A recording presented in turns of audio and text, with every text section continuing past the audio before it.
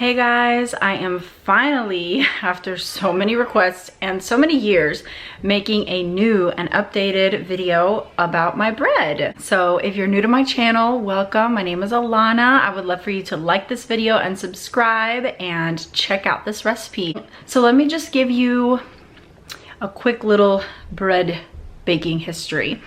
I became a mama 11 years ago, and right around that time is when our lifestyle really changed in regards to eating and other things too, having a baby. But as far as eating goes, we stopped eating processed food completely. I've always been a homemade kind of person anyway, but we took it up a notch. And bread was one of those things that I always bought from the store my whole life. And I thought this is something that I could learn how to do and easily have as a non-processed food item in our home. So I wanted to embark on bread baking. And I started off kneading the dough by hand on my countertop with store-bought white flour, and it was delicious and it was great. And once I got the hang of that, I started to have a friend of mine mill my grain, and I loved it. I would buy the soft white wheat, the hard white wheat, the hard red wheat. I got into rye. I tried all sorts of beautiful grains and had her mill them for me, and I made all these different kinds of breads, and it was so much fun and such an amazing learning experience. I also got hooked on this little book called Grains of Truth. I'll provide a link in the description box for you to check out that book if you're interested in purchasing it. It is filled with amazing information on all the different nutrients that different grains offer and why they're so important to have in our diet. I really got into that, and I had a lot of fun making sure that I was giving my family a wide variety of grains. I started to have my friend mill grain for me, and within a year realized I wanted to go that route, and so I got a countertop grain mill, and I'll show you that in my video, and I'll also provide a link in the description box for that if you're interested in purchasing it. I went with that one because it has a great warranty, it was the most affordable, and it was the smallest. So for me at that time, that's what I could do. And even though there are bigger ones that are more quiet, it's so much more expensive. So this one was just such the perfect fit for our family. I've never had to replace it since. I've had it for 7 years. It still works great. So it's been a really good experience with this mill.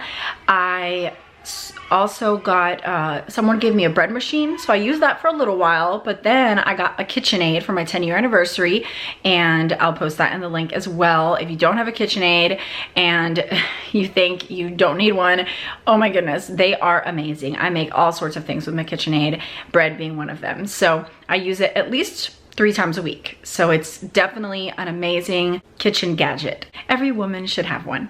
So I switched from bread machine to KitchenAid, and now I make all my bread in my KitchenAid. It does the kneading for me, and it is super easy. So once I did that, I got my mill, I got my KitchenAid.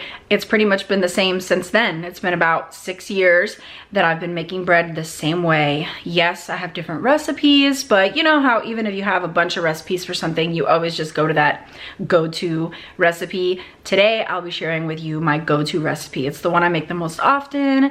It's very basic. It goes with everything. You can make it into sandwich bread, loaves, rolls, little flattened kind of pita bread. I use it for everything. So anything you use bread for, you can use it for, and you can shape it however you want because you're making the dough. So that's really great.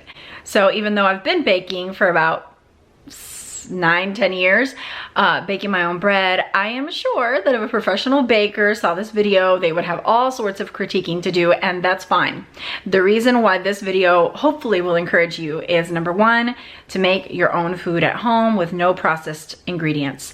Number 2, how easy and unintimidating bread can be. And number 3, it doesn't matter if it's not perfect or to baker's standards. If your family likes it, if you like it, you know you're doing something really healthy for you and your family. It comes out tasting pretty good. It fills those kids' bellies.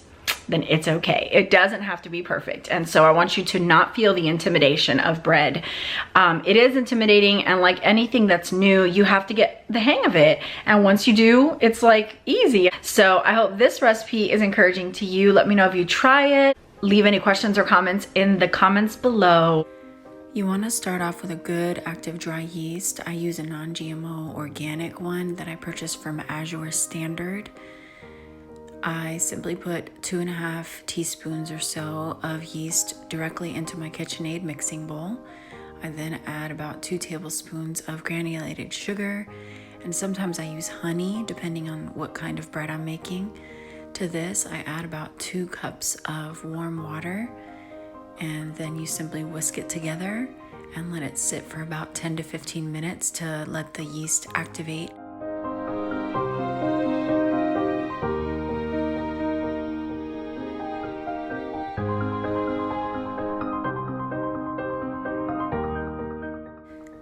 Today I am milling soft white wheat berries.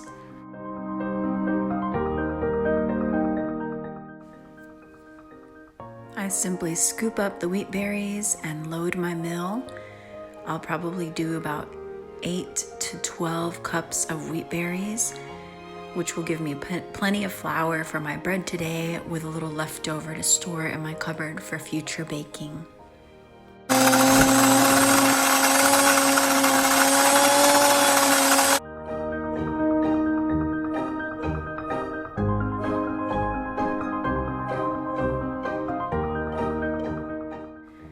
My yeast is ready, and I forgot to show you a shot of it, but you can see it on the edges there that it's nice and foamy. I'm adding about 3 heaping cups of freshly milled flour, which is warm from the milling process, so that will further activate the yeast and get the dough very fluffy during the rising process.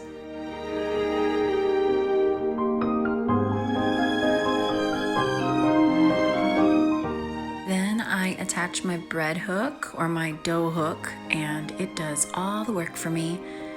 I always put it on the lowest setting because flour will fly everywhere if you don't. And I'm just gonna let this combine before I add any more flour or salt.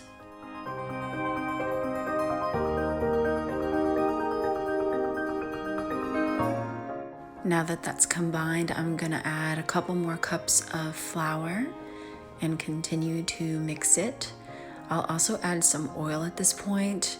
Since I started this batch with sugar, I usually use olive oil, but on the breads that I use honey, I really like the coconut oil. And this is when I'll add my salt as well. 2.5 teaspoons should be good. As it continues to mix, you get an idea, the more you bake bread, how much more flour you need to be adding. I'll probably do 1 or 2 more cups of my freshly milled flour. I'll add an egg to combine the flour well as it bakes. And towards the end, I'll add a little bit of bread flour to help with that combining further.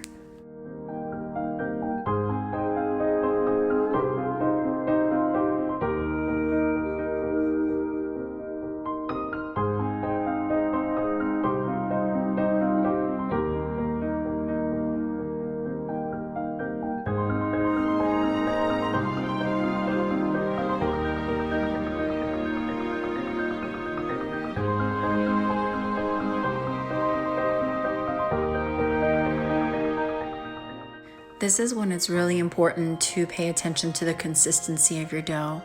When you read bread recipes, they always say add flour until the dough unsticks from the sides of the bowl.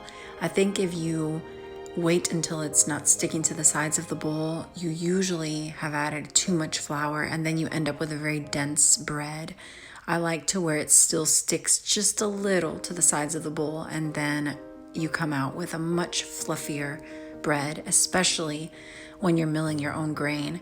At this point, I add a little bit of oil just to unstick it from the bowl before I take my bread hook off of the KitchenAid, and then just place a nice clean towel over the bowl to let it rise for about 45 minutes to an hour. My dough probably kneaded for about 9 to 11 minutes in total. And that's also very important to make sure that it's kneaded enough, but you also don't want to over knead. I think 10 minutes is the magic number. Now, as far as shaping my dough, I've done loaves, I've done rolls, like I shared in the beginning of the video. I generally do rolls. It's much easier for the kids to just grab and prepare themselves a snack.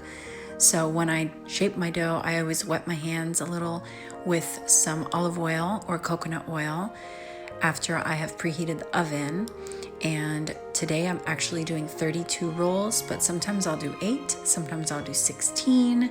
Today I'm doing 32 small rolls, and after I shape them, I'll let them rise for about 15 more minutes before I pop them in the oven to bake for about 20 minutes. If you notice, my dough is very stretchy and soft, which is better than if it were really dense and quote unquote well behaved, because I can always add more flour if I need it to be firmer. But once there's too much flour, then you pretty much are going to have a very dense, hard dough, which will result in a very dense, hard bread. So you rather start off with really soft dough and add flour if you need to. I didn't need to, because at this point I already know exactly what my dough should look like before it's time to shape it. And so I was very happy with the consistency of this dough. I have found through the years that milling grain and the way the flour and the dough forms and develops is so different than store-bought flour. It's definitely something you have to do a few times to get acquainted with, and once you do, you're good to go.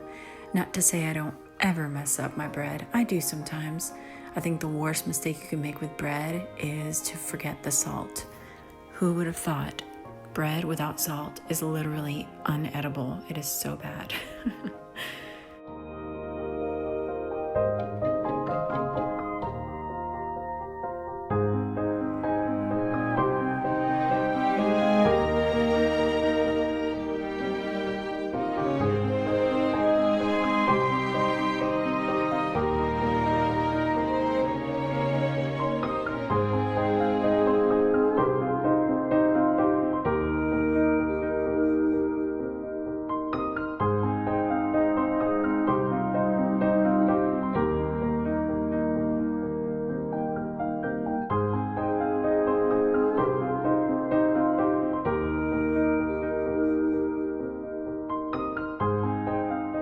My oven preheats. I like to let my rolls sit on the stove top for that little extra warmth to let them rise another 10 to 15 minutes.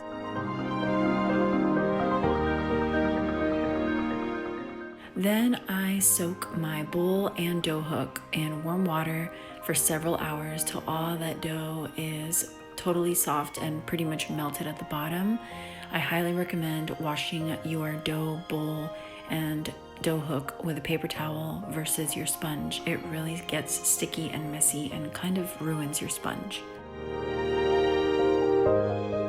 Okay, oven is ready and rolls are slightly more risen after sitting there for an extra 10 to 15 minutes.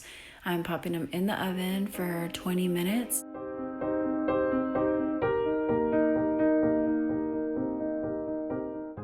Once the rolls are ready, I usually take them out of the oven and let them cool off completely right on the countertop. The boys will usually be drawn to the kitchen by the delicious aroma and take one or two with some butter or cheese as a snack. I usually bag them in Ziploc bags and just store them right on the countertop, but you can put them in the fridge or the freezer. And the great thing about bread is that it freezes very well, and once you're ready to eat them, all you need to do is thaw them out at room temperature, and they literally taste like you baked them the same day. So that's another way you can bake in bulk and store them and just pull them out as needed for the family. Thank you guys for watching. I hope you liked this video. Please don't forget to like and subscribe, and God bless you. See you next time.